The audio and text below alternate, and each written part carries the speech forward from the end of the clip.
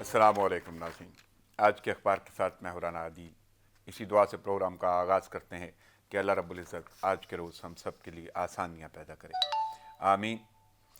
चलते हैं प्रोग्राम की जानिब। जैसा कि आप जानते हैं कि प्रोग्राम में शामिल होती हैं वो तमाम खबरें जो अखबारात की अशात का हिस्सा हैं, और इन्हीं तमाम खबरों पर तजज़िया और तबसरे के लिए मेरे साथ मेहमान शख्सियात मौजूद हैं। मेहमान शख्सियात का लफ्ज़ मैं इसलिए इस्तेमाल कर रहा हूँ कि मेरे साथ स्टूडियो में मेहमान मौजूद होंगे और इसके साथ साथ ऑनलाइन भी मेरे साथ गेस्ट मौजूद होंगे। लेकिन सबसे पहले मैं चलता हूँ स्टूडियो के लिए। स्टूडियो में मेरे साथ इस वक्त जो मेहमान शख्सियत मौजूद हैं, तज़ियाकार मोहतरम जनाब डॉक्टर मुनव्वर हुसैन साहब। अस्सलाम वालेकुम सर। वालेकुम सलाम, बहुत सबसे शुक्रिया। पहले तो आमद का शुक्रिया, मसरूफियत के बावजूद आपने वक्त निकाला, प्रोग्राम में शिरकत की, थैंक्स अ लॉट। इसके अलावा ऑनलाइन शख्सियात मेरे साथ मौजूद हैं। नबील नकवी नुमाइंदा सच न्यूज़ लाहौर से हमारे साथ मौजूद होंगे।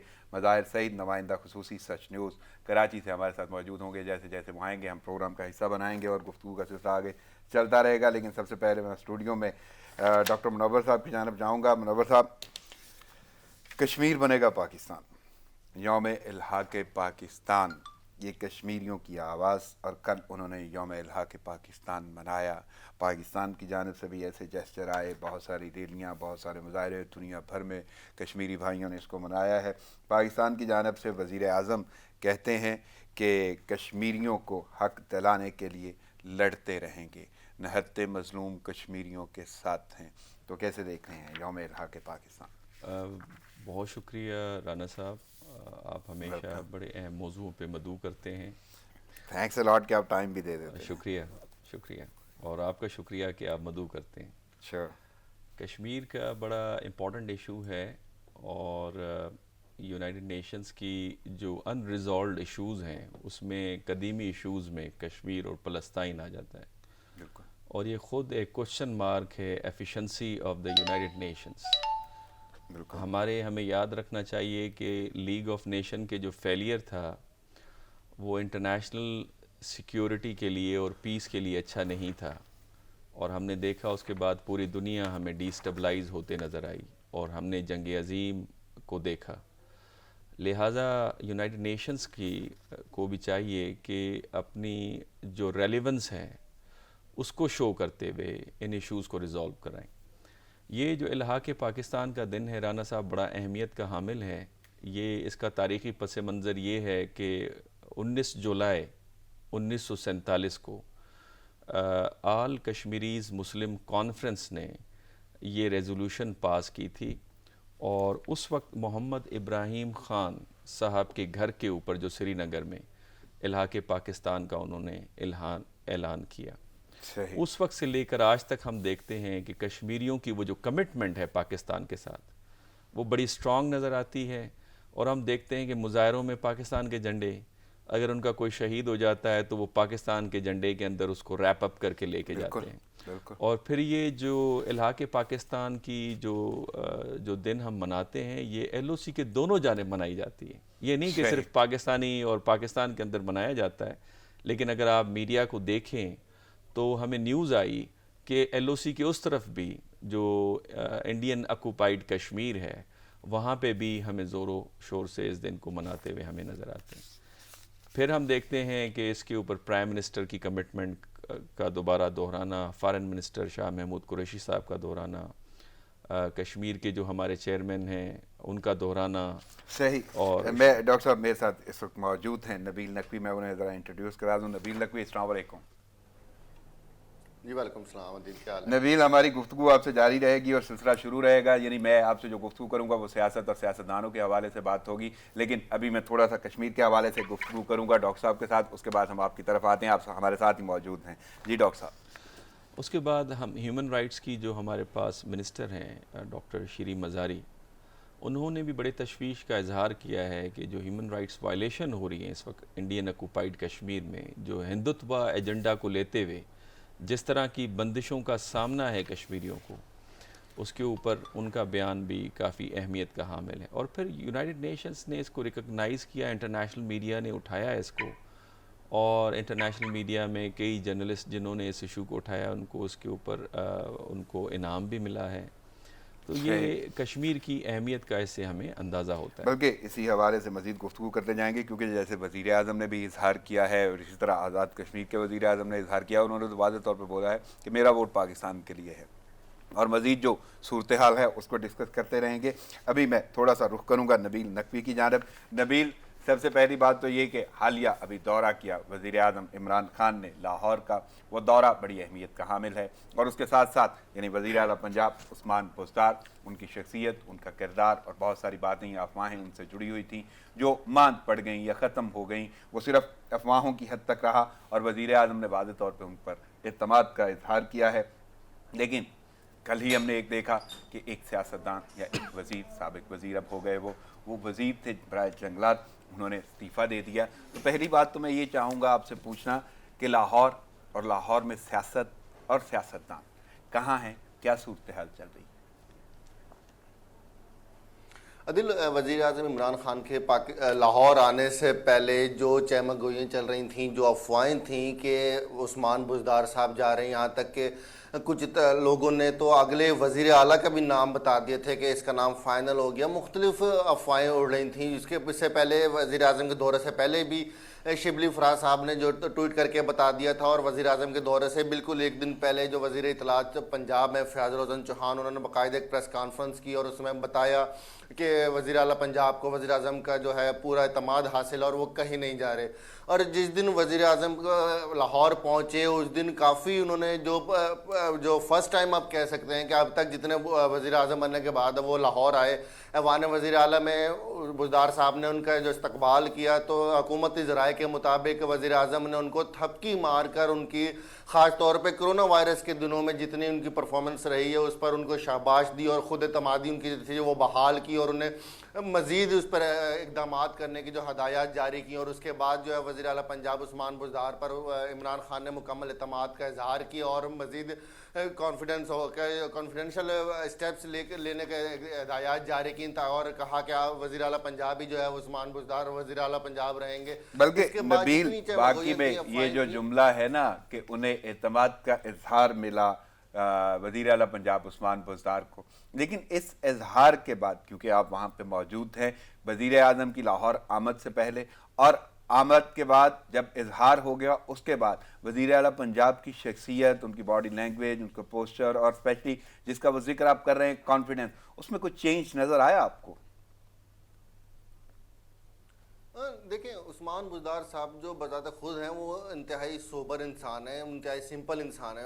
آج سے پہلے بھی جب بھی وزیر اعظم پاکستان لاہور آئے ہیں تب بھی انہوں نے وزیر اعلیٰ پنجاب کے اقدامات کی تعریف کی ہے، آخری دورے میں بھی جو تعریف کی ہے. بس آخری دورے میں ان کی تعریفیں اس لیے تھوڑی سی اہمیت اختیار کر گئیں کیونکہ وزیر اعلیٰ پنجاب کے جانے کی افواہیں زیادہ تھیں اور جو ہر طرف سے یہی افواہیں آ رہی تھیں، اس لیے اس دفعہ کی تعریفیں جو تھیں وہ وزیر اعظم کو، وزیر اعلیٰ کو اور مضبوط کر گئیں. اب اگر کہا جائے کہ کیا چینجنگ آئی تو چینجنگ تو اس وقت اگر لاہور کے اگر صرف ترقیاتی منصوبوں کی بات کی جائے اور ترقیاتی منصوبوں میں صرف اورنج ٹرین کی بات کی جائے تو کوئی ہمیں اس وقت کارکردگی نظر نہیں آ رہی پنجاب حکومت کی.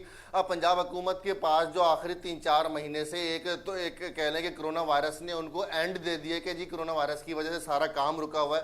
اب گزشتہ ہفتے کی اگر بات کی جائے تو وزیر اعلیٰ پنجاب عثمان بزدار نے بیان دیا تھا کہ جیسے ہی کرونا وائرس ختم ہوگا ہم اورنج ٹرین چلا دیں گے. اب اس کے 2-3 روز بعد ہی جو ہے اتھارٹی جو ہے ماس ٹرانزٹ اتھارٹی جو انہوں نے کہہ دیا جی کہ ہم 2 سے 3 ماہ تک ابھی اورنج ٹرین نہیں چلا سکتے. یعنی وزیر اعلیٰ پنجاب کسی اور پیج پر ہمیں اس وقت ترقیاتی منصوبے میں نظر آ رہے ہیں، اور جو ترقیاتی منصوبے اور اس وقت لاہور کا سب سے بڑا ترقیاتی منصوبہ جو سفید ہاتھی بن کے ہمارے سامنے کھڑا ہوا ہے وہ اس وقت اورنج ٹرین ہے، جو جس کے 3 سے 4 دفعہ وعدے کر لیے جا چکے. 10 دسمبر کو وزیر اعظم عمران خان کے کہنے پر جو ہے اس کا افتتاح کر دیا گیا تھا. افتتاح میں صرف ٹیسٹ رن کیا گیا تھا، پھر جنوری کی ڈیٹ آئی، پھر مارچ کی ڈیٹ آئی اور پھر کرونا وائرس آ گیا.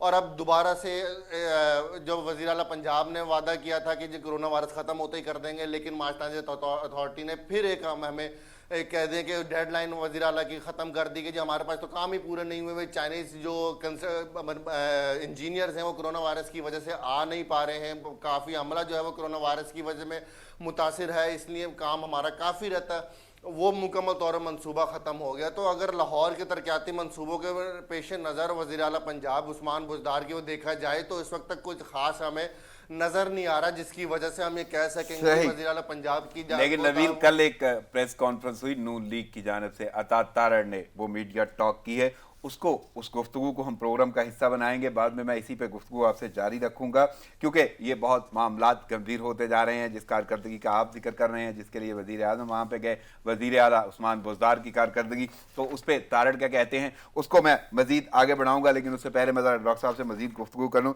ڈاکٹر صاحب، کشمیر، مقبوضہ کشمیر اور یوم الحاق پاکستان، گفتگو آپ نے آغاز کر دیا. وزیر اعظم کے بارے میں جملہ چاہتا تھا، انہوں نے بولا کہ نہایت مظلوم کشمیریوں کے ساتھ ہیں اور ان کی آزادی کے لیے لڑتے رہیں گے. شاہ محمود قریشی بھی یہی کہتے ہیں کہ مقبوضہ کشمیر اور پاکستان کا رشتہ بہت مضبوط ہے. وزیر اعظم آزاد کشمیر کہتے ہیں کہ میرا ووٹ جو ہے وہ صرف پاکستان کے لیے ہے. یعنی یہ ساری کے سارے اظہار ہیں، خواہشات ہیں، یا ان کے یوں کہہ لے کہ مصمم یا عزم ہیں، ارادے ہیں. تو یہ سارے کے سارے ارادے ہونے کے باوجود آپ مقبوضہ کشمیر کو پاکستان کے حوالے سے کہاں دیکھتے ہیں؟ مقبوضہ کشمیر کے لیے پاکستان اور پاکستان کے لیے کشمیر بڑا اہمیت کا حامل ہے. پہلے تو ہمیں یہ سمجھنے کی ضرورت ہے کہ کشمیر جو ہے وہ صرف ایک سمپل کانفلکٹ نہیں ہے between India and Pakistan. Conflation of conflicts یہاں پر موجود ہیں. یہ اکنامک کانفلکٹ بھی ہے، آئیڈیالوجیکل کانفلکٹ بھی ہے، جیو اسٹریٹجک کانفلکٹ بھی ہے. ہمارے اس دریا کشمیر سے ہو کے آتے ہیں، اکنامکلی بڑا امپورٹنٹ ہے. آئیڈیالوجیکلی مسلمان وہاں پہ ہے اور پاکستان کا قیام جو ہے وہ دو نظریے کے اوپر وجود میں آیا. تو یہ اس کا انفنشڈ ایجنڈا ہے. دوسرا اس کے ساتھ ساتھ اسٹریٹجیکلی کشمیر بڑا امپورٹنٹ ہے. آپ نے دیکھا ابھی ریسنٹلی چائنا اور انڈیا کے درمیان میں جو کلیش ہوا وہ کہاں پہ ہوا؟ وہ لداخ کے اوپر ہوا. لہٰذا اسٹریٹجیکلی کشمیر اگین بڑا امپورٹنٹ ہے. تو کنفلیشن آف پاکستان کا جہاں تک ہے کہ صرف یہ نہیں کہ پرائم منسٹر صاحب، فارن منسٹر صاحب، ہیومن رائٹس کی منسٹر صاحبہ یا کشمیر کمیٹی کے چیئرمین جو شہریار صاحب ہیں، وہ صرف بیانوں کی حد تک نہیں ہیں. ہم نے پریکٹیکلی بھی دیکھا ہے. اس میں کچھ ہماری بدقسمتی بھی رہی ہے ماضی میں کہ ہمارے پاس 3 سے 4 چانسز تھے کشمیر کو اپنے ساتھ الحاق کرنے کے. مثال کے طور پہ 1948 کے اندر جس وقت قبائلی کشمیر میں اپنے کشمیری بھائیوں، مسلمان بھائیوں کو آزادی کے لیے گئے، وہاں پہ جہاد شروع کیا تو غالباً 3 کلومیٹر صرف دور تھے سری نگر سے. اگر اس وقت سری نگر کے ایئرپورٹ کو قبضہ کر لیتے تو انڈین فورسز وہاں پہ داخل نہیں ہو سکتی تھی. 1962 میں اگین سائنو انڈین جو وار ہوئی ہے، اس وقت چائنا نے ہمیں آفر دی کہ آئیں اور کشمیر کے اوپر آپ اپنا حصہ لے لیجئے. اس وقت امریکن گارنٹیز کے اوپر ہم کشمیر کی طرف نہیں گئے اور امریکنز نے ہمیں اس وقت گارنٹی دی تھی کہ ہم اس کو ریزالو کروا دیں گے. جنرل ایوب خان نے یہ فیصلہ ترک کر دیا، وہ موقع چلا گیا. پھر 1989 میں ایک بڑی ماس ریزسٹنس ہم دیکھتے ہیں کشمیر میں، جس میں 90,000 سے زیادہ، لاکھ سے زیادہ کشمیریوں نے قربانیاں دی ہیں. وہ بھی ایک موومنٹ تھی ہمارے ہاتھ کے اندر جہاں پہ کشمیر بہت قریب تھا. پھر اس طرح کی بہت ساری ہماری دیکھیں، اس وقت واجپئی صاحب تشریف لائے لاہور میں، وہ بھی بڑا قریب تھا. مشرف صاحب جب تشریف لے گئے انڈیا میں، اس وقت بھی بڑا قریب تھا. لیکن کچھ ایسے ہاتھ تھے انڈیا کے اندر جو کہ اس مسئلے کو ریزالو ہوتے ہوئے نہیں ہمیں نظر آ رہا تھا. اب اس حکومت کے اوپر آتے ہیں تو عمران خان صاحب نے جس طرح سے پرائم منسٹر صاحب نے کشمیر کے مسئلے کو اٹھایا ہے یونائٹڈ نیشنز کے ایڈریس کے اندر، آپ نے دیکھا کہ پوری دنیا میں اس کی ہلچل ہو گئی تھی. اور آپ ہی کے پروگرام میں پہلے بھی میں نے گزارش کی کہ پرائم منسٹر صاحب کی جو شخصیت ہیں وہ دنیا کے لیے کافی اہمیت کی حامل ہے، کیرسمیٹک پرسنالٹی ہیں. اگر کنسسٹنسی کے ساتھ ہم کشمیر کے ایشو کو اٹھائیں تو میرا خیال ہے کہ ہم بہت آگے جا سکتے ہیں. لیکن یہاں پہ بعض ناقدین یہ بھی کہتے ہیں کہ ایک طرف ہم کشمیر کا مسئلہ زور و شور سے اٹھا رہے ہیں اور دوسری طرف سے ہم واگا بارڈر کھول کر انڈیا کی ٹریڈ کو افغانستان کے ساتھ فیسیلیٹیٹ کر رہے ہیں. کیا یہ کنٹرڈکشنز نہیں ہیں؟ تو یہاں پہ یہ بھی سوال ہے. لیکن اس میں کوئی شک نہیں ہے کہ ہماری حکومت اور اس کے ساتھ ساتھ کشمیر کی، چاہے وہ آزاد کشمیر ہو یا مقبوضہ کشمیر ہو، ان کی کمٹمنٹ میں कोई शक व शुबा नहीं है। नहीं, नाकदीन की राय तो अपनी जगह पे है, नाकदीन ने लाजम बात है अपने अंदाज और उससे सोचना है और राय देनी है, लेकिन अगर देखा जाए तो जिस तरह ये बात कर रहे हैं अफगान ट्रेड के हवाले से, और अगर मैं जाऊँ तो वो गुरुद्वारा के हवाले से जो राहदारी खुदी है, ये सारे के सारे जेस्टर तो इंटरनेशनली भी अपना इमेज रखते हैं पाकिस्तान का, और पाकिस्तान ने हमेशा यानी एक अमन का जेस्चर दिया है, टेबल टॉक की बात की है, तो उस अंदाज से पाकिस्तान बहुत दफ़ा अपने आप को पेश कर चुका और बरी ज़िम्मा है। अब लोगों का सोचना क्या है, किस अंदाज से वो इसको लेते हैं, वो एक अलग मैटर है, लेकिन भारत के तो अपने रवैये हैं ना। आपने बिल्कुल बजा फरमाया, चाहे इंडियन पायलट को छोड़ना, बिल्कुल, चाहे जो कलभूषण की मुलाकात इंडियन डिप्लोमेट्स के साथ करवाना, उसके साथ साथ आपने गुरुद्वारे का जिक्र किया जो इस वक्त हमने सिख अपने भाइयों के लिए जो इंतज़ाम राहदारी को खोला, और इसी तरह से जो इस वक्त हमने वाघा बॉर्डर खोला है ट्रेड के लिए, इंटरनेशनली हमारा इमेज इससे बिल्डअप होगा, पॉजिटिव जाएगा कि हम एग्रेसिव नहीं हैं। हम चाहते हैं कि इस खित्ते के अंदर अमन हो, खुशहाली आए, बायलैटरल ट्रेड हो, और जो इश्यूज़ हैं दोनों के दरमियान में, इनफैक्ट कश्मीर इज़ अ की इशू, ये रिजॉल्व हों। मेरा ख्याल है कि इससे ये भी फ़ायदा होगा कि जिस वक्त आप बॉर्डर को खोलते हैं, तो बॉर्डर खोलने की वजह से एक फ़ायदा ये भी है कि इंडिया की जब ट्रेड अफ़गानिस्तान के साथ चलेगी तो उससे डेफिनेटली इंडिया की जो डिपेंडेंसी है वो डेवलप होगी पाकिस्तान के ऊपर। तो मेरा ख्याल है फिर इंडिया को सुनना पड़ेगा। अभी लद्दाख के इशू के ऊपर भी ये इंडियन बिजनेसमैन थे जिन्होंने अपनी गवर्नमेंट को प्रेशराइज़ किया कि अगर आप चाइना के साथ और ज़्यादा एंटागोनिस्टिक बिहेवियर को अडॉप्ट करेंगे तो वो आपके बिज़नेस को जो है वो नुकसान पहुंचाएगा इंडिया में, और बेरोज़गारी बढ़ेगी। लिहाजा India under the pressure of their business जो उनकी कम्युनिटी है, आपने देखा कि उस पर उन्होंने चुप साथ दी थी। सही, मैं मज़ीद आपसे यही गुफ्तगू जारी रखूँगा। एक तो ये पहलू है जिसमें पाकिस्तान का जेस्चर है, भारत के हवाले से हम मज़ीद गुफ्तगू करेंगे, और अहम मामला है कि मकबूजा कश्मीर, वहाँ पे सूरत हाल, हालिया सूरत हाल क्या है, उसको मौजूद बहस बनाएंगे। लेकिन मैं दोबारा ज़रा नबील नकवी की जानब जाऊँगा। नबील, मेरा सवाल वहीं से शुरू होगा कि मैंने तारड़ साहब की बात की थी कि उन्होंने जी अता तारड़ ने एक मीडिया टॉक की है, नून लीग के रहनुमा, और उन्होंने बड़ा वाज़ेह जुमला बोला है कि उस्मान बुज़दार की कारकर्दगी तो है ही नहीं, तो उसका जांचना या उसका अच्छा या बुरा होने का सवाल कहाँ से आ गया। तो आप क्या इससे इत्तफाक करते हैं? और वो तो यहाँ तक कहते हैं कि मंसूबे जो हैं वो हमारे हैं, उन पे काम और नेम प्लेट और दाद दी जा रही है। बुज़दार साहब ने तो खुद कुछ नहीं किया पंजाब में, तो क्या आप कैसे देख रहे हैं सारी सूरत हाल को? अच्छा, अगर कारकर्दगी की बात की जाए ना, तो सिर्फ अगर जैसे पिछले दिनों में बारिशें हुई, हम सिर्फ उसी को मद्देनज़र रख के आज बात करें दोनों की कारकर्दगी के हवाले से, और उसके बाद फयाज़ुल हसन चौहान ने प्रेस कॉन्फ्रेंस में शहबाज शरीफ साहब को भी बड़े मतलब बातें सुनाई कि लॉन्ग बूट पहन के आ जाते थे और पानी में खड़े हो जाते थे। तो शहबाज शरीफ साहब तो वाकई जैसे बारिश होती थी लॉन्ग बूट पहन के, अपनी रिवायती हैट पहन के, जहाँ पानी ज़्यादा खड़ा होता था, जैसे लाहौर का करतबा चौक है, लक्ष्मी चौक है, वहाँ के खड़े हो जाते थे। बात वही चल रही है कि उस वक्त के वज़ीर आला भी वही चलते थे, ऐसे आते थे, और इस वक्त के वज़ीर आला जो उस्मान बुज़दार साहब है वो भी ऐसे आते हैं। मगर फ़र्क ये है कि वो बूट पहन के आते थे और ये गाड़ी में बैठ के आते हैं और पूरे लाहौर का विजिट करके और मखसूस इलाकों को देख दुख के वो चले जाते हैं, और सिर्फ पीछे उनका एक पीआरओ होता है या जो भी होता है वो अपने दो तीन सेकंड के फोटोजेस बना के वो मीडिया को चला देते हैं जी वज़ीर आला पंजाब ने दौरे किए और पूरा लाहौर की सिचुएशन देखी।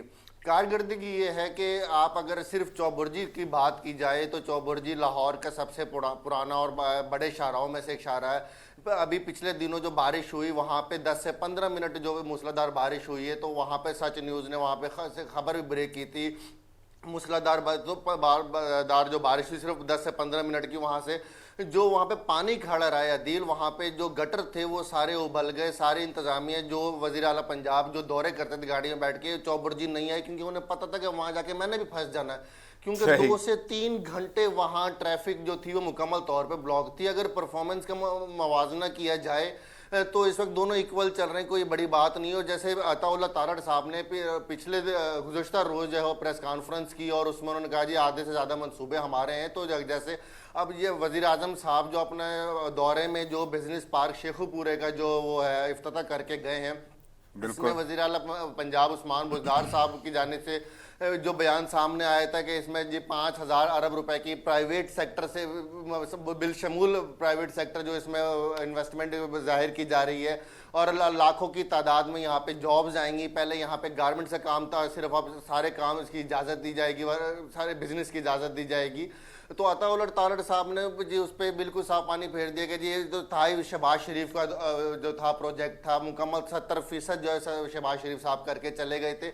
इसी तरीके से बिल्कुल इसी तरीके से जैसे वो बाकी तमाम मंसूबों पर जो उनके दौर में शुरू हुए वो अपना नाम लगाना चाहते हैं कि जी सिर्फ नून लीग वालों ने काम शुरू किया था, उस उस्मान बुज़दार साहब कुछ नहीं कर रहे। तो ये थोड़ा सा गलत एंगल से इस वक्त नून लीग सोचती है, क्योंकि जो उनके दौर में अदवार में जो शुरू हुए, चाहे 2008 से 13 का ले लें, 13 से 18 के ले लें, जो उनके दौर में जितने भी शुरू हुए वो अब अगर इनके दौर में ख़त्म हो रहे हैं तो वो इन लोगों की जो है वो तख्तियाँ लगेंगी। क्योंकि जो शहबाज शरीफ साहब जो पिछले मंसूबे थे वो भी अपने नाम की वहाँ तख्तियाँ लगा लिया करते थे। तो नून लीग का ये थोड़ी सी गलत रविश है और उसी पे ही जो है जो वज़ीर सनअत व तिजारत हैं मियां असलम इकबाल साहब, उन्होंने तो कल ही जो है अता उलट तालट साहब को जवाब दे दिया था कि जी 1% काम वहाँ नहीं हुआ था, जो 90% उन्होंने चैलेंज किया बल्कि अता उलट तालट को कि आप मीडिया के साथ मेरे साथ बिजनेस पार्टनर। नबील, मैं गुफ्तगू यहीं से जारी रखूंगा, बल्कि मुझे उस वजीर के बारे में भी पूछना है जो इस पर काबीना का हिस्सा नहीं है। लेकिन आपकी तरफ मैं आऊँगा, मैं थोड़ा सा ज़रा डॉक्टर साहब से एक और सवाल कर लूँ। एक आध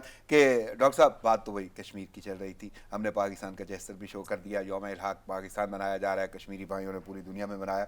लेकिन अब मैं ये चाहूँगा कि मकबूजा कश्मीर जिसके बारे में हम बात कर रहे हैं, वहाँ पे एक बड़ी अजीब सी सूरत हाल है। वहाँ का लॉकडाउन तो लोग भूल गए, लेकिन वो है जो सूरत हाल है उसको छोड़ दें। लेकिन नस्ल कुशी का जो मामला है वो हालिया इस वक्त जो सूरत हाल है, 3 दिन में 10 शहदा और हर रोज़, यानी कल की ये बात है कि 3 कश्मीरियों को शहीद कर दिया गया।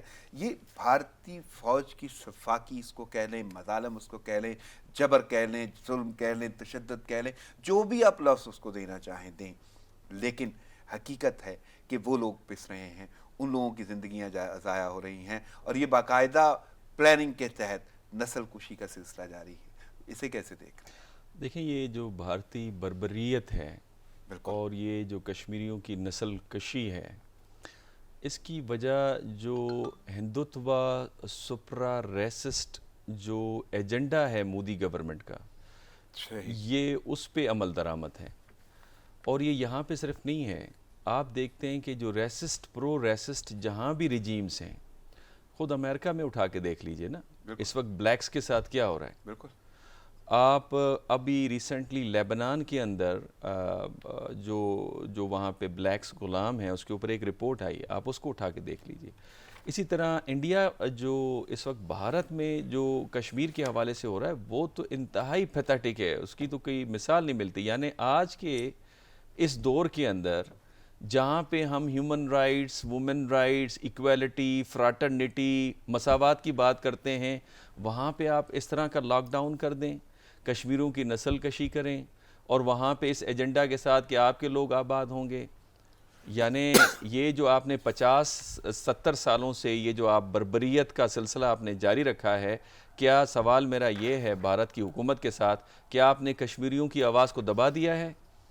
क्या आज आप ये समझते हैं कि आपका असर व रसूख आपकी मार्केट की वजह से दुनिया में है? क्या ये इशू आपके नेक नामी को, आपके इमेज को, जो कि एक आपका जो ख्वाब है मेजर पावर बनने का, उसके सामने मेजर ये रुकावट हायल नहीं है? तो मेरा ख्याल है रैशनैलिटी कहीं नज़र नहीं आती। भारत की अंदरूनी, आप भारत के अंदर जो मुसलमानों के साथ जो हो रहा है, दलित्स के साथ जो हो रहा है, ईसाइयों के साथ जो हो रहा है, सिखों के साथ जो हो रहा है, बिल्कुल आप देखें एक पूरा सिलसिला है। और ये इससे नुकसान जो है वो इनफैक्ट वो किसको हो? भारत को है। भारत की इकॉनमी को देखें आप। अगर ये समझते हैं कि अगर अमेरिकन्स ने $20 बिलियन आपके अंदर इन्वेस्ट किए हैं तो इसका मकसद ये आपकी इकॉनमी दोबारा कोई उठ खड़ी होगी। यानी मुसलसल इनस्टेबिलिटी आखिर इन्वेस्टर को सोचने पर मजबूर कर देगी कि जहाँ पे इनस्टेबिलिटी नहीं है तो वहाँ पे बिजनेस किस तरह से चलेगा। सही, यानी ये भारत का वो रुख है और भारत की वो सोच है जिसका आप जिक्र कर रहे हैं। और वाकई वो रेसिज्म का जो कॉन्सेप्ट आपने बताया है कि वो तो बहुत ज़्यादा है वहाँ पे। लेकिन मैं मज़ीद इससे आगे बढ़ूँगा और गुफ्तगू करूँगा। लेकिन यहाँ पे मैं अपने नाज़रीन को ज़रा बताता चलूँ कि हमें मज़ाहिर सईद नुमाइंदा ख़ुसूसी सच न्यूज़ कराची से उन्होंने हमें ज्वाइन किया है, वो हमारे साथ इस वक्त मौजूद हैं और अब हम उनसे भी गुफ्तगू का सिलसिला आगे बढ़ाएंगे। अस्सलाम वालेकुम ज़ाहिर। वालेकुम राना साहब, कैसे हैं? खैरियत से? दुआएं हैं, मैं बिल्कुल ठीक हूँ। आपको हमने प्रोग्राम का हिस्सा बनाया और अहम बात यह है कि कराची के हालात, कराची की सूरत हाल, कुछ हालात तो ज़ुबान ज़द-ए-आम हैं, मामूलात सामने हैं और दुनिया जान रही है, देख रही है, ऑन द रिकॉर्ड हैं, हुकूमतें जानती हैं, शहरी जानते हैं, हम भी बात करते हैं, मीडिया बोलता है। लेकिन कुछ ऐसे मुहर्रकात हैं कराची जैसे शहर के जो पसे पर्दा हैं, जिनके बारे में गुफ्तगू बनती है और गुफ्तगू करनी है हमें। और आप तो बहुत सारी ऐसी अंदर की खबरें लाते हैं जो हमारे देखने वालों के लिए बड़ी अहमियत की हामिल हैं। तो मेरे पास एक रिपोर्ट ज़रूर है इस हवाले से, लेकिन हम सिर्फ गुफ्तगू पे इक्तफा करेंगे कि कराची में पुलिस की सरपरस्ती में मंशियात फरोशी हो रही है और इस बात में कितनी सदाकत है, यानी आप इसको कैसे डिफ़ाइन करेंगे? क्योंकि कौम जानना चाहती है कि इतना बड़ा शहर जो वाकई रोशनियों का शहर है, वो शहरों में बहुत ज़्यादा उसका मुकाम है, बिज़नेस हब है, बाकी मामलात है, लोगों को समोया हुआ है, तो ऐसे मुहर्रकात हैं वहाँ पे? जी बिल्कुल, देखें राना साहब, इसमें तो कोई दो राय नहीं है और ये सिलसिला चलता चला आ रहा है और अभी भी मंशियात फरोशी का कारोबार है। इसके अलावा अगर मावे, गुटके, मैमपुरी इन सब की बात करें तो ये कराची का कोई इलाका ऐसा नहीं है जो इससे बचा हुआ हो। ये लॉकडाउन में भी बड़ी सख्ती की गई, लेकिन तमाम तर वजूहात के बावजूद ये खुल्लम खुल्ला ये चीज़ें फ़रोख्त होती हैं और ऐसे ऐसे इलाक़ों में फ़रोख्त की जाती हैं जिनको बहुत ज़्यादा ये कहा जाता है कि यहाँ पुलिस बहुत ज़्यादा मुतहर्रिक है। तो अगर हम बात इब्राहिम हैदरी की करें, लांडी की करें, मारीपुर की करें, इसके अलावा सेंट्रल के मुतअद्दिद इलाके हैं, बफर जोन है, मंगो पीर है, सरजानी टाउन है, ये वो सब इलाके हैं जहाँ पर मंशियात का कारोबार बहुत उरूज पे है। कायदाबाद है, तो यहाँ पर थाने जो हैं वो भी फ़रोख्त होते हैं। जब तक एक थाने की कीमत लगा जाती है और एक थाने की कीमत अदा करने के बाद वहाँ के SHO को जो है वो तैनात किया जाता है। हमारे एडिशनल IG कराची गुलाम नबी मेमिन जो हैं वो काफ़ी मुतहर्रिक नज़र आए इस काम को रोकने के लिए, लेकिन ये देखने में नज़र आया कि वो सिस्टम के आगे फेल नज़र आते हैं, सिस्टम के आगे बेबस नज़र आते हैं। और ये कि माफिया इतना स्ट्रॉन्ग है कि अब ये सुनने में आ रहा है कि एडिशनल IG कराची जो है उनको भी जल्द यहाँ से ट्रांसफ़र कर दिया जाएगा, पोस्ट एडिशनल IG गुलाम मेमन साहब को, गुलाम नबी मेमन साहब को। जी, जिनको ज़राए हमारे इस बात की तस्दीक करें कि जल्द एडिशनल IG के अहदे से इनको ट्रांसफ़र कर दिया जाएगा, हटा दिया जाएगा। यानी ये जो माफिया इस वक्त काम कर रहा है उसके सामने कहीं ना कहीं आपको इतने बड़े बड़े ओहदे और कलमदान भी बेबस नज़र आ रहे हैं। देखिए ना, ये मामला सिर्फ मैं बताऊं कि मंशियात से शुरू नहीं होता, ये बजरी की चोरी से शुरू होता है। अगर हम बात करें सुपर हाईवे की, मेमन गोड थाने की दूध में, तो वो थाना जो है वो करोड़ों में बिकता है। उसकी वजह ये कि अरबों करोड़ों रुपए की मट्टी जो है वहाँ से निकाली जाती है, वो फ़रोख्त की जाती है। तो हमारे यहाँ तो मुख्तलिफ माफिया है ना, ये गुटका माफिया अलग है, मैमपुरी माफिया अलग है, मंशियात माफिया अलग है, जो गैर मेयारी मशरूबात फ़रोख्त करते हैं वो माफिया अलग है, बजरी चोरी करने वाला वो माफिया अलग है। लेकिन ये तमाम तर माफिया जो है इनकी सरपरस्ती पुलिस ही कर रही है। नहीं तो जिम्मेदारी कोई नहीं लेगा, आता है जो तदारक तो अपनी जगह पे, फिर जिम्मेदार कौन है? और इन दी एंड वो कुछ नहीं करता, उसका ओहदा चला जाता है। तो ये मामला जो है बहुत हद तक ख़राब हो चुके हैं, एक नासूर बन चुका है और इसको अब मैं नहीं समझता कि हुकूमत सिंध की सरपरस्ती में इस मामले को जो है वो ख़त्म किया जा सकेगा। इसके लिए कोई और निज़ाम लाया जाएगा जिसके तहत जो है इस मामले को ख़त्म किया जाएगा। अदर दैन ये पुलिस जो है वो पॉलिटिसाइज है। कोई भी शख्स जो है थोड़ा सा मुतहर्रिक होता है उसको जो है वो सियासी तौर पर तबादला कर दिया जाता है उसका। तो यहाँ पर पुलिस के आला हुकाम जो बेचारे ईमानदार हैं, निडर हैं, बहादुर हैं, आते हैं, वो बेचारे बेबस हो जाते हैं और अल्टीमेटली ये होता है कि उनका ट्रांसफर हो जाता है, उनको हटा दिया जाता है। चले, मैं बज़ाहिर इसी गुफ्तगू को आगे बढ़ाऊंगा। तस्वीरें खिंचवाने के तो काम आते हैं, लेकिन अमली तौर पे बेचारे काम करने से महरूम हो जाते हैं। मैं गुफ्तगू जारी रखूंगा, आप हमारे साथ मौजूद हैं, मैं मजीद इस पे सवालात आपसे करूंगा मज़ाहिर। अभी मैं थोड़ा सा नबील नकवी का रुख करना चाहूंगा। नबील, मुझे ये बता दें कि कल एक जो है वजीर, उनकी छुट्टी हो गई, उनको ओहदे से हटा दिया गया। उनका अपना मौक़िफ़ यही है कि वो ज़ाती वजूहात की बिना पे उन्होंने इस्तीफ़ा दिया है। तो ये जो पंजाब काबीना में सूरत हाल है कि किसी भी वज़ीर को अगर हटा दिया गया है, हालिया दौरा हुआ है वज़ीर आज़म का, वज़ीर आला पंजाब बड़े कॉन्फिडेंट नज़र आते हैं, इत्मीनान का इजहार भी हो गया है। तो ऐसी सूरत हाल में भी अगर काबीना से इस तरह छुट्टी हो जाती है और मौक़िफ़ दो किस्म के आते हैं कि जो मुस्ताफ़ी या जिन्हें हटाया गया वो कहते हैं कि मैं मर्ज़ी से हटाऊँ, तो ये सारी सूरत हाल कैसे देख रहे हैं? अच्छा, जहाँ तक काबीना के रद्दोबदल का सवाल है, तो आपको भी दिल पता है कि वज़ीर आज़म इमरान खान फील्डिंग चेंज करते रहते हैं। वफाक में भी हमने देखा और इसी तरीके से जो है पंजाब में भी यही सिचुएशन है कि हर 3-4 महीने बाद थोड़ी सी फील्डिंग चेंज हो जाती है। मियां असलम इकबाल वज़ीर इत्तलात बने, उनको हटाया गया।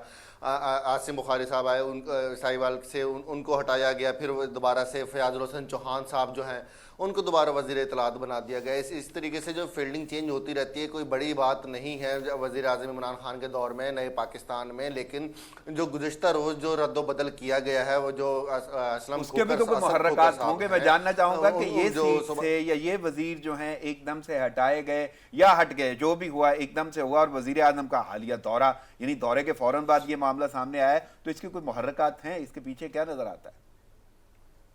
जी, वही मैं आपको बताने लगा था अदील के काफ़ी अरसे से जब असद खोकर साहब को जो ये कलमदान मिला था, काफ़ी शदीद इख्तलाफात थे हुकूमती बेंचेस वाली साइड से, हुकूमती अरकान की जानिब से। और जो गुज़श्ता हफ्ते जो कमिश्नर लाहौर लगाए गए आसिफ लोधी साहब, और उनके बाद जो डॉक्टर शुएब जो थे उनको भी लगाया गया था, उनका नोटिफिकेशन तैनाती का जो था वो लगाया गया था। उसके बाद काफ़ी इख्तलाफात इन दोनों की तैनाती पर भी तो जाता हुआ हुकूमती बेंचेस की जानिब से और पाकिस्तान तहरीक इंसाफ के अपने अंदर से ही आ रहे थे।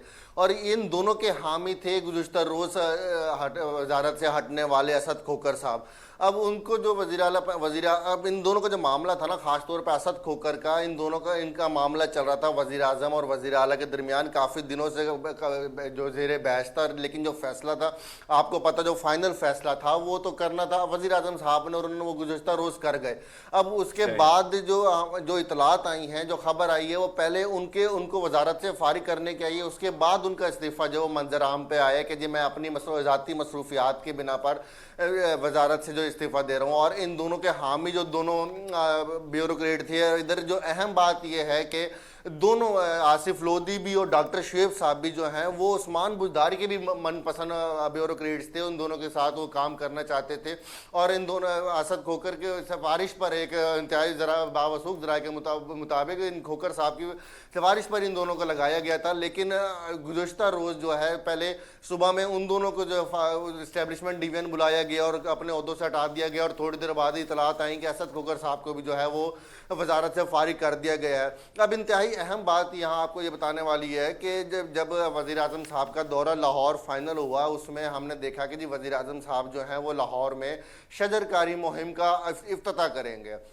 लेकिन हफ्ते के रोज़ वज़ीर आज़म साहब जो लाहौर के दौरे पर पहुँचे, उससे बिल्कुल एक रोज़ कबल ही जो है कमिश्नर लाहौर जो थे, साहब का कमिश्नर लाहौर आसिफ लोधी जो थे, उन्होंने असद खोकर के ही हलके में जो जाके है शजरकारी मुहिम का लाहौर में जो इफ्तिताह कर दिया गया था। ये भी एक वजह हो सकती है। और असद खोकर वो MPA थे पाकिस्तान तहरीक इंसाफ के लाहौर से, जिन्होंने आम इंतखाबात में PP 168 जहाँ से ख्वाजा साद रफ़ी साहब जीते थे, उन्होंने उसमें वो सीट छोड़ी थी और वो मेंबर नेशनल असेंबली रहे और ये सीट छोड़ दी। यानी नून लीग से ये सीट छीनी थी पाकिस्तान तहरीक इंसाफ ने, और सिर्फ खोकर साहब की वजह से। यानी ये वही नुमाइंदे हैं जिन्होंने ख्वाजा आसफ से ये सीट ली और तहरीक इंसाफ का वो हिस्सा थे।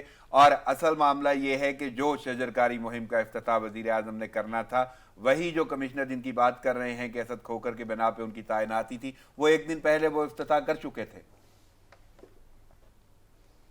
जी बिल्कुल, जैसे मैंने आपको पहले बताया ना कि हफ्ते के रोज़ जो था ना, वज़ीर आज़म साहब के शेड्यूल में ये चीज़ थी कि शजरकारी मुहिम का दौरा करेंगे। मियावाकी मेथड के तहत जो लाहौर में मसनूई जंगल बनाए जा रहे हैं, उसमें जो है उसके साथ साथ जो है वो शजरकारी मुहिम का दौरा करेंगे। उससे 1-2 रोज़ पहले भी हमने देखा कि वज़ीर आज़म साहब समेत और जितने भी आपके इधर पूरे मुल्क में पाकिस्तान तहरीक इंसाफ के हुकूमती नुमाइंदगान ने जो है शजरकारी मुहिम का इफ्तिताह किया था, और वज़ीर आज़म ने लाहौर से उस शजरकारी मुहिम का दौरा करना था। लेकिन क्योंकि उस रोज़ जुम्मे के रोज़ जो पंजाब में ख़ासतौर पर लाहौर में कोई आला मैनेजमेंट का सिस्टम का कोई कह लें कि नुमाइंदा नहीं था, गवर्नर साहब नहीं थे, बाकी कोई नहीं थे, इसलिए कमिश्नर लाहौर ने लाहौर में शजरकारी मुहिम का जो था वो इफ्तिताह किया। और ख़ास बात यह कि उन्होंने असद खोकर साहब के जो हल्के पे वहाँ उन्होंने शजरकारी मुहिम का इफ्तिताह किया। और यही अभी तक जो है, क्योंकि जो काफ़ी शदीद इख्तलाफात पहले भी थे इनके असद खोकर के खिलाफ भी,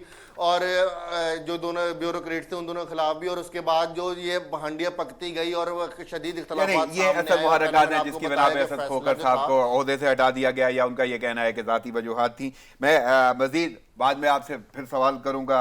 नबील नकवी आप हमारे साथ रहिएगा, लेकिन मैं डॉक्टर साहब की जानिब जाऊंगा। डॉक्टर साहब, जिसकी हम बात कर रहे थे कि भारत का अपना एक चेहरा है, नस्ल कुशी का अपना सिलसिला है, और पाकिस्तान के जैसे को भी हमने डिस्कस कर लिया, लेकिन यहाँ पे सवाल यही है कि वो इंसानियत के अलम बरदार जो हैं वो कहाँ पे हैं, वो तंजीमें कहाँ पे हैं इंसानी हकूक़ वाली। और अहम बात, अक़वाम मुत्तहिदा उसने तशवीश का इजहार भी किया है भारत के ये कत्ले आम के हवाले से, और मुस्लिम और अक़लियत दुश्मन पॉलिसियाँ ख़त्म करने का मुतालबा भी किया है। तो अब वो तंजीमें जिन्होंने इंसानियत का बोलबाला करना है, जो इंसानियत के हकूक़ के लिए लड़ रही हैं और बात करती हैं, वो क्या किरदार अदा कर रही हैं? उससे पहले मैं थोड़ा कमेंट करना चाहूँगा कराची के हवाले से। कराची के साथ बड़ी खूबसूरत यादें हैं। मज़ाहिर सईद साहब ने बड़ी एक ग्रिम पिक्चर दी है। सही, कराची रोशनियों का शहर हुआ करता था, है नहीं। वो कराची जो रात को जागता था। बिल्कुल। 70 की दहाई में दुनिया के पास और स्पेशली अरब वर्ल्ड के पास जो गर्मियों की छुट्टियां गुजारने के लिए जो प्लेसेस थे, उसके अंदर लंदन था, न्यूयॉर्क था, पेरिस था और कराची था और बैरूत था। कराची मशहूर तरीन स्पॉट्स के अंदर होता था। फिर कराची का जो मामला है वो ये इल्ज़ाम देना आज की हुकूमत, कराची की हुकूमत के ऊपर, यानी पीपल्स पार्टी की हुकूमत के ऊपर, मेरा ख्याल है ये भी ठीक नहीं है। कराची के अंदर बहुत सारे स्टेक होल्डर्स हैं। देखिए, कराची के अंदर उर्दू बोलने वाले रहते हैं, कराची के अंदर सिंधी बोलने वाले रहते हैं, कराची के अंदर पश्तो बोलने वाले रहते हैं। फिर आप ये देख लें कि कराची के अंदर तो डॉक्टर साहब वो इल्ज़ाम भी दे, वो तो कह रहे हैं कि शायद हुकूमत के दौर में ये मामलात बेहतर हो सकते हैं, हो सकते हैं, लेकिन वो उस सूरत में होगा जब तक जॉइंट वेंचर नहीं होगा। यानी सारे बिजनेसमैन को उठाएं, टेक्नोक्रेट्स को उठाएं, सारी पॉलिटिकल पार्टीज़ को देखें। आपकी पाक सरजमीन पार्टी है, MQM है, ANP है, पीपल्स पार्टी है, सबको बैठकर सबके स्टेक्स हैं ना। कराची अगर स्टेबलाइज होगा तो पूरे सिंध प्रोविंस को फ़ायदा होगा, और सिर्फ सिंध प्रोविंस को फ़ायदा नहीं होगा, पूरे पाकिस्तान को फ़ायदा होगा। तो मेरा ख्याल है इसका हल एक ही है, और वो हल है कि सबको बिठा के टेबल टॉक होके एनफ इज़ एनफ, नाउ इसको हमें स्टेबलाइज करना है। और जिस तरह प्राइम मिनिस्टर साहब कहते हैं कि कराची अगर स्टेबलाइज हो जाता है और कराची की इकॉनमी बूस्ट लेती है तो पूरे पाकिस्तान की इकॉनमी बूस्ट लेती है, और ऐसा ही है। तो मेरा ख्याल है इस पे छोटे कमेंट के साथ आ जाते हैं। आपने फरमाया कि यूनाइटेड नेशंस और जो इंटरनेशनल ऑर्गेनाइजेशन है उनका रोल, देखें बयान तो बहुत अरसे से उनके आ रहे हैं, रेजोल्यूशंस आ गई, भारत से मुतालबा किया जी मुस्लिम कुश और माइनॉरिटी के ख़िलाफ़ जो आपकी पॉलिसीज़ हैं उनके ख़त्म करने का मुतालबा आ गया। लेकिन प्रैक्टिकली क्या है, आप कहते हैं कि ईरान एक रोग स्टेट है, आप सैंक्शंस लगा देते हैं। आप कहते हैं नॉर्थ कोरिया एक रोग स्टेट है, उसके ऊपर आप एक्टिव नज़र आते हैं। आप सीरिया पे एक्टिव नज़र आते हैं, आप अफ़गानिस्तान पे एक्टिव नज़र आते हैं।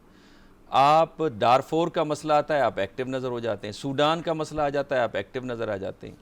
आप कश्मीर और फ़लस्तीन पे एक्टिव क्यों नज़र नहीं आ रहे?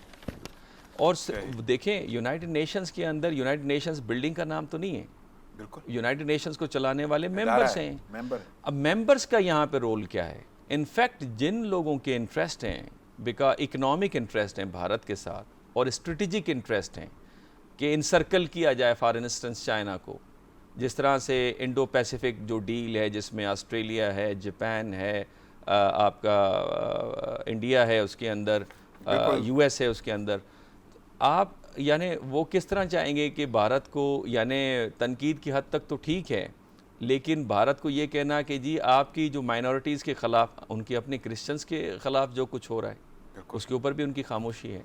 तो मेरा ख्याल है यहाँ पे मैंने जिस तरह पहले भी कहा कि ये टेस्टिंग टाइम है इंटरनेशनल ऑर्गेनाइजेशन का। यूनाइटेड नेशंस के जो वजूद का मकसद है कि दुनिया में इस किस्म के इश्यूज़ को, कॉन्फ्लिक्ट्स को रिज़ॉल्व करें जिससे दुनिया का अमन ख़तरे में आ सकता है। हम पहली जंग अज़ीम और दूसरी जंग अज़ीम की बर्बादियों से किस तरह बच सकते हैं? अगर वो उसी सूरत होगा जब आप प्रेशर को बिल्डअप करेंगे। और बयानों की हद तक ठीक है, और मेरा ख्याल है हमारी हुकूमत भी इसमें काफ़ी कोशिश कर रही है। इसमें इसी गुफ्तगू को मज़ीद आगे बढ़ाऊंगा, लेकिन जिस तरह आपने कराची का सिलसिला छेड़ा है और कराची की बात की, आपने वक्त भी वहाँ पे गुजारा है और उसकी अहमियत भी आपने वाज़ेह कर दी है, तो फिर मैं मज़ाहिर सईद की जन्म जाऊँगा। मज़ाहिर बात तो हम यही कर रहे थे कि कराची के जो हालात हैं वो क्या हो गया उन्हें और उसका कौन जिम्मेदार है, लेकिन आपने जो नुक्ता उठाया और जिस बात से पर्दा उठाया है वो वाज़ेह तौर पे पता चलता है कि बहुत बड़ी गफलत हो रही है और वहाँ पे बहुत सारे मामलात ऐसे पसे पर्दा हैं। लेकिन मेरा सवाल, जिस तरह आपने जिक्र किया था कि हालिया जो हुकूमत है वो इसको बेहतर कर सकेगी, मेरा सवाल यही है कि क्या कोई ऐसे इक़दाम हो रहे हैं कि कराची की रौनकें वापस आएँ, और उसके साथ साथ क्योंकि रोशनियों का शहर और उसका जिक्र किया गया, लेकिन रोशनी वहाँ पे नहीं है, समंदर के किनारे बसने वाले प्यास में मुब्तला हैं, यानी प्यास ही प्यास है। तो उन बातों पर भी मैं थोड़ा चाहूँगा कि आपकी कोई गुफ्तगू हो। हाँ जी बिल्कुल, देखिए मैं डॉक्टर साहब की बात से कुछ हद तक मुत्तफ़िक हूँ, लेकिन मुकम्मल तौर पे मुत्तफ़िक नहीं हूँ। उसकी वजह है कि मैं ख़ुद यहाँ का पैदाइशी हूँ, यहीं मेरी जाए पैदाइश है, यहीं से पला बड़ा हूँ, स्कूलिंग से लेके मेरी यूनिवर्सिटी की जो तालीम है वो सब यहीं से मैंने हासिल की है। तो रही बात पाकिस्तान पीपल्स पार्टी की, तो स्टेक होल्डर्स जो हैं, सबसे स्ट्रॉन्ग स्टेक होल्डर जो है वो पाकिस्तान पीपल्स पार्टी है। पीएसपी अभी बिल्कुल एक जमात है, लेकिन उसका कोई ताल्लुक नहीं है किसी भी स्टेक होल्डर से, क्योंकि उनका कोई नुमाइंदगान जो है अभी तक हुकूमत में नहीं है। अब रही बात एमकेएम की, तो मुत्तहिदा कौमी मूवमेंट के बारे से हम पहले भी बात कर चुके हैं कि उन्होंने अपनी नाअहली की वजह से शहर को बेहतर बना सकते थे, लेकिन नहीं बनाया। उन्होंने सिर्फ खाने कमाने में लगे रहे और बिल्कुल इस शहर को बर्बाद कर दिया। इसमें कोई शक नहीं है कराची में सबसे बड़ा स्टेक होल्डर एमकेएम का है, लेकिन जहाँ पर इंतज़ामी उमूर की संभालने की बात आई थी तो गुज़िश्ता 2 हुकूमतों से जो है वो पाकिस्तान पीपल्स पार्टी जो है वो यहाँ की हुकूमत संभाल रही है। अगर एक एसएसपी शिकारपुर में रह के जो है वो किसी पॉलिटिकल आदमी के खिलाफ कार्रवाई करता है तो उसको जो है वो सुबह बदर कर दिया था। मैं एसएसपी रिजवान की बात कर रहा हूँ। पीपल्स पार्टी के जो है इम्तियाज़ शेख, उनके खिलाफ उसने तमाम शवाहिद इकट्ठे किए, लेकिन बेचारे को यहाँ से ट्रांसफ़र कर दिया गया। तो पीपल्स पार्टी खुद जो है ना, जो टुकड़ों में बटी हुई है, जुड़ जुड़ के बनी हुई है, दूसरी जमातों के लोग शमूलियत इख्तियार कर गए हैं। अब पीपल्स पार्टी की वो पावर नहीं रही जो होनी चाहिए थी उसकी, तो जिसकी वजह से अब पीपल्स पार्टी भी इस चीज़ को बदल नहीं सकती। अब उज़ैर बलोच का किरदार अगर आप देख लें, लियारी गैंग वॉर का जो सरगना है, उसकी तो हमारे बहुत मायनाज एक डीजी रेंजर्स यहाँ के गुजरे हैं, डॉक्टर रिजवान, वो जो है इस बारे में बात कह चुके हैं, डीजी आईएसआई रह चुके हैं। उन्होंने ये बात कही कि इनका पॉलिटिकल पुष्पनाई इनको हासिल थी।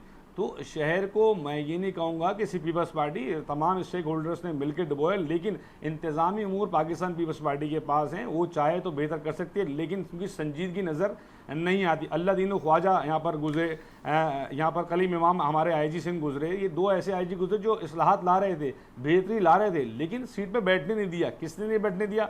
हुकूमत सिंध ने। आप खुद देखिए, इमरान खान से दरख्वास्त करते गए वज़ीर आला मुराद अली शाह कि भाई इनको हटाएं, इनको हटाएं, इनको हटाएं। फिर आखिरकार क्या हुआ? इनका ट्रांसफ़र हो गया। Well educated, well mannered, police के अंदर इस्लाह ला रहे थे, चीज़ों को बेहतर बना रहे थे, लेकिन उनको सीट पे बैठने नहीं दिया। तो कहना ये है कि हुकूमत के कुछ लोग ऐसे हैं जो पुलिस के आला अफसरान जो पढ़े लिखे यहाँ पर आते हैं, जो बेहतरी लाना चाहते हैं, इस्लाहात करना चाहते हैं, पुलिस के अंदर शहर को बेहतर बनाना चाहते हैं, क्योंकि बुनियादी जिम्मेदारी क्राइम की कंट्रोल करने की पुलिस पर आती है। इसमें तो कोई शक नहीं, लेकिन बज़ाहिर अब कोई इक़दाम कुछ ऐसा होने जा रहा है। हम के इलेक्ट्रिक वो हमें अंधेरों में उसने धकेल दिया। उसके अलावा ये मंशियात फरोश, ये पेट्रोल पंप माफिया, जो ईरानी पेट्रोल आ रहा है, मुख्तलिफ थाने फ़रोख्त होते हैं, ये तमाम तर चीज़ें चल रही हैं। ये पीपल्स पार्टी इसकी सरपरस्ती कर रही है, इसमें कोई दो राय नहीं है। इसमें कोई एक बात नहीं है कि हुकूमत इसके पीछे है, कोई हमदर्दी नहीं है, पीएसपी पे हमदर्दी नहीं है, एएनपी से कोई हमदर्दी नहीं है। लेकिन जो इंतज़ामी उमूर हैं, आप कागज़ पे देख सकते हैं किसके नुमाइंदगान ज़्यादा हैं, हुकूमत किसकी है सिंध में, वही सारे मामलों की जिम्मेदार थी। और इस वक्त पाकिस्तान पीपल्स पार्टी लीड कर रही है, तो जिम्मेदार है। तो कोई बदलाव की उम्मीद, तो तब्दीली? मैं बता तो रहा हूँ, देखिए राना साहब, जो लोग कोशिश करते हैं इसमें बदलाव के लिए, उनको नई सीट पे रहने दिया जाता। सही, यानी आपका ये कहना है कि हुकूमत वहीं पे है, हुकूमत टस से बस नहीं होगी, उसकी चाल चलन वही रहेगी। हमारे इस बात की भी तस्दीक कर रहे हैं कि वज़ीर आला मुराद अली शाह, क्योंकि थोड़े बहुत काम कर रहे थे बेहतर, उनको भी ये कहा गया कि आपको सिर्फ 2.5 साल मिलेंगे, 2.5 साल किसी और वज़ीर आला को मिलेंगे अभी सिंध के। ये तो मामला आते हैं, आप एक आदमी को पूरा टाइम पूरा नहीं करने देते, उसके बाद आप कहते हैं कि शहर को बेहतर बना दिया है, सूबे को बेहतर बना दिया, कैसे बनाएंगे आप लोग? अब आपके मैं चाहूँगा कमेंट्स थोड़े। मैं मज़ाहिर सईद साहब की काफ़ी हद तक बातों से एग्री करता हूँ, लेकिन चंद फैक्ट्स हमें नज़र में रखने चाहिए। मैं जब पाक सरजमीन पार्टी का जिक्र करता हूँ तो उनके चेयरमैन का माजी में बहुत अच्छा ट्रैक रिकॉर्ड है कराची की डेवलपमेंट के हवाले से, तो वो फीडबैक दे सकते हैं, और मेरे ख्याल में पॉलिटिशियंस इन टच भी रहते हैं। और पीपल्स पार्टी का ये तुर्रा इम्तियाज़ रहा है कि वो दरवाजे हमेशा बंद नहीं किया करते नेगोशिएशंस के लिए। दूसरा, कलीम इमाम साहब की बात की मैं एग्री करता हूँ, काफ़ी एफिशिएंट एक पुलिस ऑफिसर हैं, मेरा ख्याल है उनको कंटिन्यू करना चाहिए था, और वो रिफॉर्म लेके आते हैं, उनका ट्रैक रिकॉर्ड बहुत अच्छा है। اب اس میں کیا اس کے پیچھے محرکات ہیں، چونکہ میرے پاس ہڈن انفارمیشن نہیں ہے تو اس پہ مزید کمنٹ نہیں دے سکتا. اچھا، پیپلز پارٹی دیکھیں سندھ کی حد تک وہ جو مظاہر بھائی نے بات کی کہ بہت سارے دوسری پارٹیز کے لوگ جڑ کر شامل ہوئے ہیں، اندرون سندھ دیکھیں کوئی آپشن نہیں ہے پیپلز پارٹی کے سوا لوگوں کے پاس. چاہے وہ آپ سحر کہہ لیں پیپلز پارٹی کی قربانیوں کا، ان کے بانیان کی قربانیوں کا. اس کے علاوہ جو نواز شریف صاحب کی جو پارٹی ہے مسلم لیگ نون، غوث علی شاہ صاحب کو جو کہ خیرپور میرٹھ سے تعلق رکھتے ہیں، جس انداز سے انہوں نے ان کو ایلینیٹ کیا، اس کی وجہ سے جو مسلم لیگ کی جو جڑیں تھیں سندھ کے اندر وہ بیٹھ گئیں، کیونکہ وہ بہت زیادہ ایفیشنٹ تھے، کافی پارٹی کو اٹھانے میں ان کی تقدو کافی سامنے آ رہی تھی. تو وہ بہت بڑی ایک غلطی تھی. پی ٹی آئی کی جہاں تک معاملات ہیں، پی ٹی آئی بھی نئی پارٹی ہے سندھ کے اندر، ان کی آرگنائزیشن چل رہی ہے اور کسی حد تک موجود ہے، لیکن اس حد تک گراس روٹ لیول پہ نہیں گئی جہاں پہ پیپلز پارٹی گئی ہے. تو یہ کہنا کہ پیپلز پارٹی وہاں پہ کمزور ہے، میں حکومت کا یہاں تک ذمہ دار ہے کہ چونکہ سیٹ کے اوپر آپ بیٹھے ہوئے ہیں، آپ کی رسپانسبلٹی بنتی ہے، لیکن یہ کہنا کہ پیپلز پارٹی اکیلا ہی کراچی کو اسٹیبلائز کر پائے گی، یہ پیپلز پارٹی کو بھی ذہن میں رکھنا چاہیے کہ انہیں سب کو ساتھ لے کے جانا پڑے گا، اور یہ دوسری پارٹیز کو اور دوسرے سیگمنٹس کو بھی نظر میں رکھنا پڑے گا کہ اکیلی پیپلز پارٹی کچھ نہیں کر سکتی. صحیح. میں نبیل کی جانب جاؤں گا. نبیل، میں آپ سے سوال وہی کروں گا کہ ایک بار تو دم توڑ گئی وہ افواہیں، وزیر اعظم وہاں پہ پہنچے، تبصرے تجزیے، بہت سارے لوگ یہ کہہ رہے تھے کہ وزیر اعلیٰ پنجاب عثمان بزدار جو ہیں وہ شاید چلے جائیں گے، ہٹا دیے جائیں گے، ان کی چھٹی ہو جائے گی، لیکن وہ ساری کی ساری افواہیں دم توڑ گئیں. پوچھنا مجھے یہ ہے کہ ابھی تک کوئی ایسا سمٹمز یا سائے منڈلاتے ہوئے آپ کو نظر آ رہے ہیں کہ پھر وزیر اعلیٰ پنجاب جو ہیں وہ تبدیلی کی جانب جائیں گے، وہ قلمدان کہیں اور جائے گا؟ سمٹمز تو پہلے بھی نظر نہیں آ رہے تھے جو وزیر اعلیٰ پنجاب کی. تھوڑے سے ہم یہ نہیں کہہ سکتے کہ کرونا کے دنوں میں وزیر اعلیٰ ہمیں نظر نہیں آئے. ہاں پرفارمنس تھوڑی سی کم نظر رہی لیکن وہ رہی. آپ جو تھے وہ پھرتے رہے، لاہور میں مختلف اسپتالوں کے دورے کرتے رہے.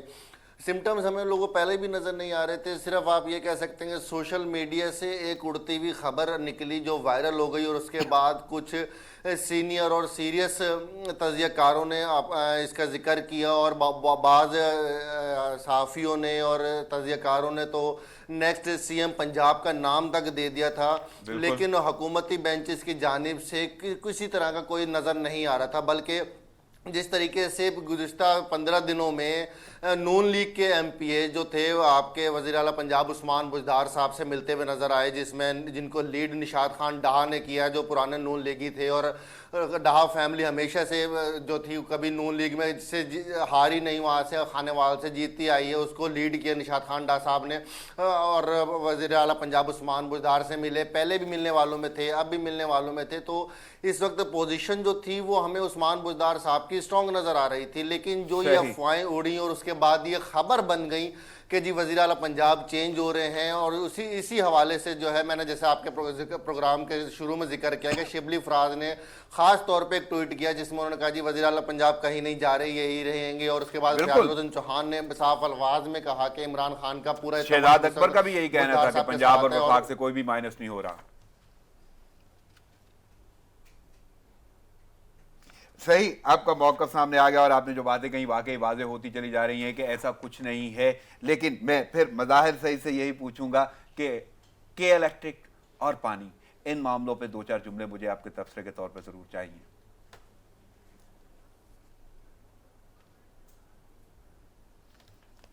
غیر اعلانیہ لوڈ شیڈنگ جو ہے نا وہ اس کی وجہ سے لوگ بڑے پریشان ہیں. جب تک ہمارے پاس کے الیکٹرک کا کوئی متبادل نہیں ہوگا ہم ان کے آگے بے بس رہیں گے، کیونکہ یہ کے الیکٹرک جو ہے اب بڑے ٹیکنیکل طور پہ وائٹ کالر میں کہوں گا اس کو کہ کرائم کرنے لگی ہے. پہلے اعلانیہ لوڈ شیڈنگ غیر اعلانیہ لوڈ شیڈنگ ہوتی تھی، اب جو ہے وہ اعلانیہ لوڈ شیڈنگ کرتے ہیں، وہ آپ کو ایک آفیشیل ایک میسج کر دیتے ہیں. کیونکہ انلیگل سوسائٹیز ہوں کراچی میں، لیگل سوسائٹیز ہوں، تمام در جو ہیں وہ کے الیکٹرک کے پاس رجسٹرڈ ہیں. وہ کیا کرتے ہیں کہ وہ ایک میسج چلا رہے ہیں کہ بھائی اتنے بجے سے لے کے اتنے بجے تک آپ کے پاس لوڈ شیڈنگ ہوگی. وہ بھائی کیوں ہوگی لوڈ شیڈنگ؟ آپ کہتے ہیں کہ ہمارے پاس لوڈ ہے، ورک لوڈ ہے ہمارے پاس بہت زیادہ. بھائی لاک ڈاؤن ہے، 7 بجے سارے مارکیٹیں بند ہو جاتی ہے. کراچی تو چلتے 7 بجے کے بعد ہے. اب 7 بجے کے بعد جب ساری مارکیٹس بند ہیں تو آپ کی بجلی کہاں جا رہی ہے، کس کو دے رہے ہیں؟ پھر آپ ٹیرف کی بات کریں تو آپ جو ہیں وہ آپ نے پیک آورز بنائے ہوئے ہیں. بھائی پیک آورز کیوں بنائے ہوئے ہیں؟ فرنس آئل آپ کو ایک سیم قیمت پہ مل رہا ہے, آپ کو گیس سیم قیمت پہ مل رہی ہے, وفاقی حکومت آپ کو سبسڈی دے رہی ہے, اور یہ بات کہ آپ کو سارے آپ کے تحفظات مان کیا لیتے ہیں. اس کے لگتا بعد ہے کوئی تبدیلی یا بہتری آئے گی؟ آخری جملہ. بارش کا ایک قطرہ گر جائے آپ پورے کراچی کو بند کر دیتے ہیں, لائٹ آپ پوری بند کر دیتے ہیں. آپ کا نظام جو ہے وہ دھرم بھرم ہے. 2018 میں 49 افراد جو ہیں وہ مر جاتے ہیں. نیپرا جو ہے وہ یہ تصدیق کرتے ہیں کہ تقریباً مظاہر کوئی بہتری کی امید, کوئی بہتری کی امید. ابھی ان بارشوں میں آپ دیکھیں تار گر کے لوگ مر گئے. مطلب ان کو کوئی پوچھنے والا نہیں ہے. وفاقی حکومت ڈرامے بازی کرتی ہے, انہیں کوئی پوچھنے والا نہیں ہے. ڈاکٹر صاحب میں بے ہنگم آبادی اس کی وجہ ہے. دیکھیں کہ الیکٹرکس کا اپنی جگہ پہ ان کو ایفیشنٹ ہونا چاہیے, اور جتنے اعتراضات اٹھائے جا رہے ہیں بالکل ٹھیک ہے, لیکن ہمیں یہ بھی ذہن میں رکھنا چاہیے کہ آبادی جس طرح تیزی سے کراچی کی بڑھ رہی ہے, اور جس طرح کنسٹرکشن اور نیو ٹاؤنز ڈیولپ ہو رہے ہیں, کیا اس کی کوئی پلاننگ ہوئی ہے کہ آپ کے پاس الیکٹریسٹی موجود ہے, صاف پانی موجود ہے, ڈرینیج کا نظام موجود ہے, آپ کس طرح سے آبادی بڑھاتے چلے جا رہے ہیں؟ تو میرا خیال ہے اس کی جو میجر جو ریزن ہے, جب آپ کے لوگ بڑھ جائیں گے ڈیمانڈز بڑھ جائے گی, تو اتنی تیزی کے ساتھ کہ الیکٹرک کو میرا خیال میں اس کو کوپ اپ کرنا بڑا مشکل ہے. اس میں میرے خیال میں وفاقی حکومت کی سپورٹ کے بغیر نہیں ہو سکتا. عثمان بوزدار صاحب کی جو یہاں پہ پنجاب کے حوالے سے جو بات چلی, دیکھیں ہمیں یہ ذہن میں رکھنا چاہیے کہ عثمان بوزدار صاحب پہلی مرتبہ چیف منسٹر بنے, ان کے پاس تجربے کی کمی ہے, اور جیسے جیسے تجربہ ہوتا جا رہا ہے ہم دیکھتے ہیں کہ ان کے اندر ایفیشنسی آ رہی ہے. اور میرے خیال میں پرائم منسٹر صاحب کا ان کو کنٹینیو کرنا اس بات کی نشاندہی ہے کہ ان کو انکریج کر رہے ہیں کہ آپ اپنی پرفارمنس کو ایکسیلریٹ کریں, اور آپ کے اندر کنسسٹنسی کے ساتھ چیزیں بہتری کی طرف جاتی ہیں. اور ماضی میں ہمارے پاس مثالیں ہیں, خود نواز شریف صاحب بھی شروع میں تجربے کار نہیں تھے, اور پھر آہستہ آہستہ ہم دیکھتے ہیں سارے اسی طرح. پی ٹی آئی کی حکومت کا ایک جو امپورٹنٹ ایلیمنٹ ہے وہ ہے یہ کہ ان کو کبھی حکومت میں رہنے کا تجربہ حاصل نہیں ہوا, لہٰذا چیزیں آہستہ آہستہ بہتری کی طرف جائیں گے, امید یہی. صحیح. ڈاکٹر صاحب وقت کی قلت کے باعث مجھے اجازت لینا ہوگی. آپ کی آمد کا بہت شکریہ. اس کے علاوہ ظاہر سعید آپ کی شرکت کا شکریہ, نبیل نقوی آپ کی پروگرام میں شرکت کا شکریہ, آپ کے تجزیے اور وقت کا بہت بہت شکریہ. ناظرین پروگرام کا وقت ختم ہوا چاہتا ہے, مجھے اجازت دیجیے, دعاؤں میں یاد رکھیے گا. اللہ نے کے بعد